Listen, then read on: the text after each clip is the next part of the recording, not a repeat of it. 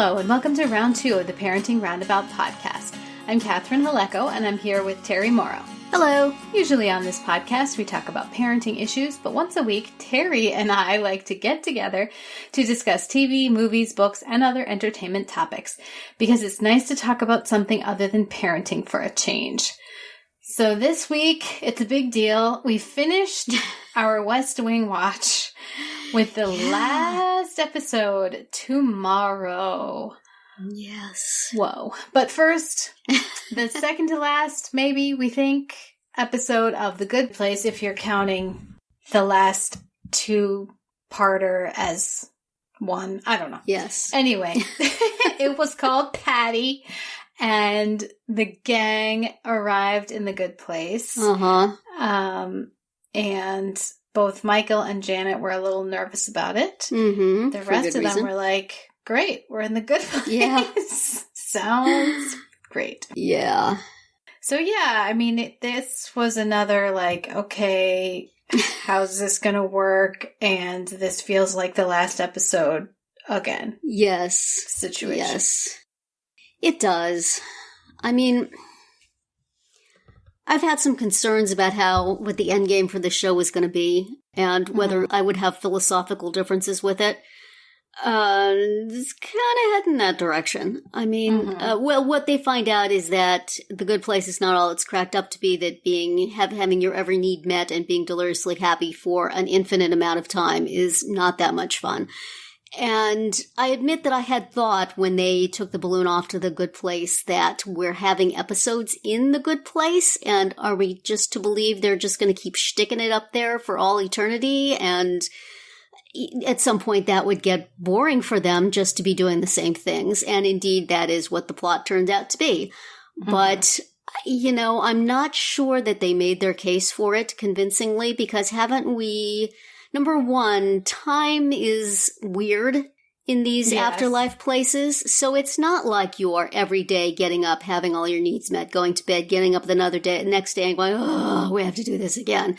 It should not be linear time in that way, so it wouldn't matter. And, you know, they said, oh, you can't reset everybody's memories because that's what they do in the bad place, and you can't do the same thing in the good place as the bad place, but you can have Janet's in the good place and the bad place. You can have anything that you name suddenly appear in both places. I mean, it seems like there's a lot of crossover and technique between it. Seems like you could use it for good instead of evil. So it's, I feel like we're heading towards an ending where when life stops being fun and fulfilling for you, you should be able to end it.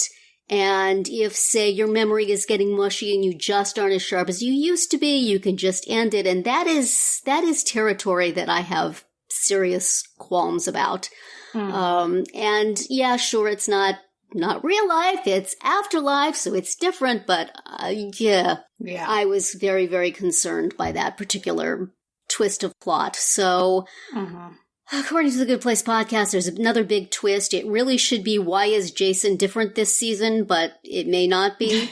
I hope it's that they have something else up their sleeve, but I don't know. I'm a little concerned that I will I will end this going, can we have a philosophical discussion now about this? Right. Instead of just all going, oh, wasn't that wonderful? Yes, that's exactly the way it should be. Well, it was very, we have to solve this problem, and then 20 seconds later, Eleanor says, oh, I know what we can do. Yes. And, like, wow, that's it? Yeah. And also, that's all it took? Is it not possible that the good place has become stultifying because there's been no new person there in 500 years? Could we see whether having people coming in again and stirring things up might make it work? Nobody's considering that. Especially because the new people are going to be different from who's there now, because they changed the system. Right. As to who gets to go. Yeah, I mean, I think we could hold on a little bit before we said, you can leave anytime you want. It seems like, oh, well, I don't know. I'm sure there are many, many people who find that a yes moment, and I do not. I mean, I think it's problematical. Yes, I can see the problems for sure. And I felt that it was just like a very a much too quick and easy Yes. response. But I do agree with that whole thing of like, I once had this anthology of holiday related, Christmas related stories. And there was one about, if it was Christmas every day. Right. And after 6 weeks, everyone was like, oh, this is the worst. Right. Like, I'm so sick of Christmas. I can't eat this food anymore. Yeah. On and on. And so I can see where they're going with that. Yeah. It doesn't mean that it's working specifically. But, it seems like there would be other options to try. Right. With an infinite amount of time to try them. And just because, endless Christmas would be bad doesn't necessarily mean you stop Christmas. I don't know. It's just... Yeah. There should be some other ways to mix it up without implying that, eternity is not a concept we can get behind. Right. Or, I can't help but see real life ramifications. I mean, it feels like they're arguing a real life case in an afterlife context, which is what I'm afraid of. So, right. I don't know. I was a little bit afraid we were heading in this direction, but who knows? Maybe something else will come up. Maybe they'll find we're a way not. But the title being "Whenever You're Ready" does not make me think that they're going to rethink this. Right, so. The title of the final one. Yeah. It's a touchy concept. Yes. For some people. Yeah. Absolutely. So we tune in for one more week to see what it's going to be. Hey, Lisa Kudrow. Nice they got you in here before the whole thing was done. Yeah. Glad you're working. And they explained on the podcast that they mentioned Phoebe from Friends in a previous episode as being like the only character from Friends who would be deserving of the good place. Yeah. And then they actually got her. So that was kind of fun. So to speak. But, we'll see how I've been saying I hope when I find out how this all ends, I will like the whole season better. It may work the other way around. Yeah.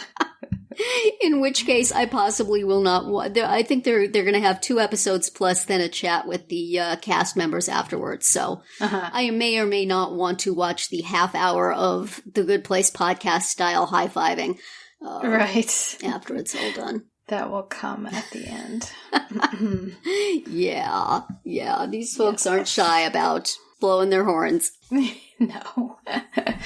Well, speaking of last episodes, we are going to head over to the West Wing and wrap that up. Yes.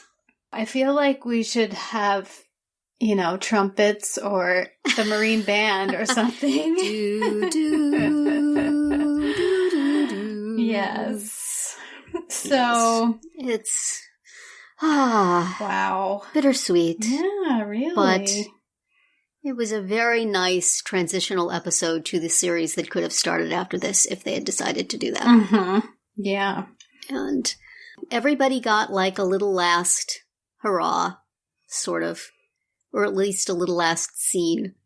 Yes. I mean, so I hadn't realized that Annabeth was going to be the press secretary. It's like the tall, medium, and small blonde team. That's right. I mean, it was fun when they were going over the schedule for the day, and Donna is there. Yes, right. And then Annabeth is there. Why is she there? And then later on, when they were getting their offices, we found that Annabeth is going to be Helen's press secretary. Mm-hmm. And Donna is going to have a office that is bigger than Josh's old office and actually probably bigger than Josh's current office. She has herself palatial space. Yeah. I mean, Donna. She went from Donna. Always being in that stupid cubicle to having not only her own office, but quite a luxurious spread. So yes, good for her. Indeed. I was so happy for her when I saw that. And I was sad that they cut away before she did a little dance, because I got to think she probably did. Yes. She smiled. But yes. But it was kind of cool to have like the Santos inner sanctum all there in that, going over the schedule. And there was Donna and there was Josh, each sitting by their respective Santos. Yeah. And could have been. What could have been. Right. But, and then you had Lily Tomlin giving Rana the 5-minute download on what it's like. That's right. That was very sweet. I loved sort of the transition stuff of the, everything getting packed up at the White House while this pomp and circumstance is going on. And everybody standing around of the old guard looking at the TVs. And then as soon as it was over, all the new folks sweeping in. Love Sam coming back and saying home sweet home. Yeah. And then going on his way and stuff. The only thing I did not like about that all is Bram brushing off Charlie. Come on, man. No. Yeah, they wanted to do a brushing off scene. I would have totally been behind Lou giving Will the brush off. But you don't mess with Charlie. Yeah. Not okay. No. Not okay, man. And the Charlie and Bartlett scene was the one that I cried the most out of all of the times I cried. That was so sweet. Such a, I wish there had been a little more of a President and CJ scene, but I guess him saying it's been fun is what they get. But that these people are all going to see each other again. I just imagine them getting together. I mean, we know they did from the beginning of this season, but just in general. I liked the little close for CJ of her kind of going out the side door of the press room and then telling people she doesn't work in the White House anymore. Right. And blowing off the reporter one last time. Right. It was nice. He got a little extra screen time there. Right. Do you have an opinion? I sure do. But I don't have to tell you. That was sweet. I did go back and watch that first scene from the beginning of the season because I had forgotten a lot of what happened there. Uh-huh. And I remember that it was annoying and unnecessary at the time. Spoiler. But it was kind of nice to watch it at this point. Yeah, I should go do that. And Will is a congressperson at that point, right? Yes. So he goes to Oregon and he beats carpetbaggets his way Helfinger into office. Yes, he does it. Yes, but so that was sort of fun. The three sort of going to a movie. Charlie and Will and Kate. Charlie and Will and Kate kind of going to a movie there at the end of their day as they have absolutely nothing else to do. I have read about that before, like how sort of that transition happens and it's kind of crazy, like as the, soon-to-be former president walks out the front door, they basically are moving all his stuff out the back. How weird to have people packing your stuff. Yeah. They must have put personal items in a bag to be transported to the airplane, right? They packing up the president's underwear and everything? I mean, when you have movers pack your house, I have had that happen before. It's pretty crazy. They just blitz in there and they just pack everything in sight. They don't look at what they're doing, I was wondering why all the staffers were standing as they were watching the inauguration, but maybe they'd already taken all the chairs. But the thing is, there's people coming in to work in those offices, it's their personal effects that are taken away, not every. And when they came into the Oval Office and turned off the light and took it out, I'm like, well, Santos needs a lamp. What? Why I think the decorators all that stuff out? I think the thing is the decorators are changing it over to the new decor that Helen Santos has or has not signed off on, and it did look a little different, I guess. Although it looked like the same rug, so the interior decorator lady did not get her wish to switch out the rug. But yep, there it goes. A couple of little bits of trivia that I know, I'm not sure how, but did you notice when they were showing all the different faces at the inauguration. One of them was Aaron Sorkin. I did. I was like, oh, I think that's Aaron Sorkin. I was very proud of myself. Snuck him in there at the end. And also when Bartlett is going all around the office saying goodbye to people, the blonde woman, he says, "How's your mother? Tell her I'll be seeing her soon." That's his daughter. In real life, Martin Sheen's daughter. Okay. So it was a little wink. That's cute. Yeah. So I figured out the Sorkin one. I did yes. Not know that one. So it was very nice. Not a lot happens, although a huge thing happens in the transition of administrations, but lots of back and forth comparison of Bartlett bickering versus Santos bickering, little cutesy conversations between husband and wife, lots of those. I think they were trying to draw a parallel. And I really would have liked, surely, I guess the two first ladies drove in a car together when the two guys were in a car together. I want to be in that car. Yeah. I want to see Abby pass down her wisdom to Helen the way Debbie did to Rana. Mm-hmm. I want to see that scene. They had Stockard Channing. She and Helen could have had a moment. Right. Yeah, that would have been an excellent use of 2 minutes of airtime. That's right. I could think of many 2 minutes that we could probably have cut.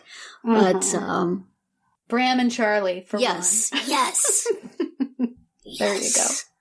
Anybody else, it would have been okay. But come on, man.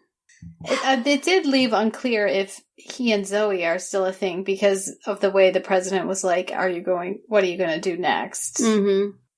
Like if he was seriously dating Zoe, wouldn't they have had that conversation? Yes. I would like to think they would have had that conversation anyway. Yes, because that too. They're friends. But yeah, I really want to think that he and Zoe end up together, but there's absolutely no evidence provided to us. We just have to completely fanwag that. Yeah. Well, it's just because Elizabeth Moss wasn't available. I guess. But they could refer, regardless of her availability, they could refer to her. Yes. They could say, I hear all the girls are up at the farm tonight. Are you going to be there with Zoe? Or, Right. It would have been perfectly easy to do.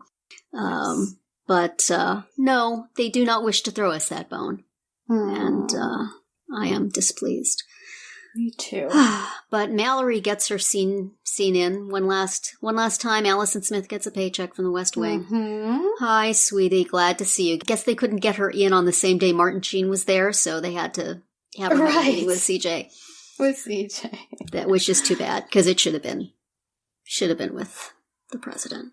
Yes, but then you wouldn't have had really the moment of him unwrapping it. Yeah, that's true. Air Force One. That's true. Did you know that's what it was going to be by the shape of it? Not until he started unwrapping it, and then I was yeah. Oh yeah, Toilet for America, for sure. That was very sweet. So that spoiler at the beginning of the season also let us know that Toby was not, in fact, in jail. And that the hatchet between him and Bartlett had been buried enough that he was invited to this thing. Even though, as Bartlett signed his letter, it seemed like it was gonna kill him to sign that pardon. He kept putting it off as long as he could, and he finally did it, and he smacked the desk. It's like, oh man. Right, and I feel like he was almost trying to let the clock run out before he did it, because he really had, almost no time left. It wasn't just that he had to go and change his clothes and stuff, but, it had to be signed and delivered to the attorney before he was no longer in office, and he really, waited as long as he possibly. He was going to change his mind about 10 times. Yeah, man. He really struggled, and yet however much time till they see each other at the library dedication. 2 years. Seems to have made his peace with it. But I just, was afraid he was going to have an aneurysm or something as he was, contemplating what to do. Well, and also it was his idea to He's the one who added it to the list. He's the one who added it. It wasn't that, CJ, that anybody applied for it or that CJ sort of strong-armed him. I mean, it was all him. Yes. So. Yes. CJ was being very standoffish about the whole thing, which, along with everything else about this plot, I don't quite buy. So I'm glad it was a nice final stroke for the presidency. Except for the fact that I hate the entire plot and find it an abomination Right. and it should never have happened. So, bye. Exactly. Well, this is one way to just kind of Yes, exactly. pretend it never happened. Exactly. At least he doesn't have to. Now, he's going to have to find time to do write about the typo in the Constitution. Yeah. Without the while he's at Columbia. enforced privacy. Yeah. Mm-hmm. Well, that was The West Wing. Overall, your thoughts on the entire series? Glad to have watched it. Enjoyed it? Yes, enjoyed it. Very glad to have watched it. Don't know why I didn't watch it in the first place. But yeah, I'm glad that I invested several years in this project.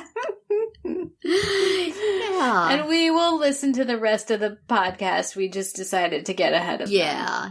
So next week we will talk about that very last episode of The Good Place called Whenever You're Ready that Terry's going to be worrying about between now and then. I am. So everyone, let's cross our fingers. When a TV show stops being entertaining, we should just let it go. We should just push it out the door. Right. the eternal door. So, and we will also revisit The West Wing for another sort of wrap-up moments because we're going to finish up with all the episodes of the West Wing Weekly podcast. Yes. And just kind of put a bow on that whole rewatch. Right. That we've been doing for 4 years. Oh my gosh. Which is crazy. Yes. So that'll be it for our round 2 today. Please subscribe to our Parenting Roundabout podcast so you won't miss any of our episodes. We have something new for you every weekday. As always, you can find recaps, links, and an opportunity to comment on our website at parentingroundabout.com. Bye, Terri. Bye, Catherine. Goodbye, everyone.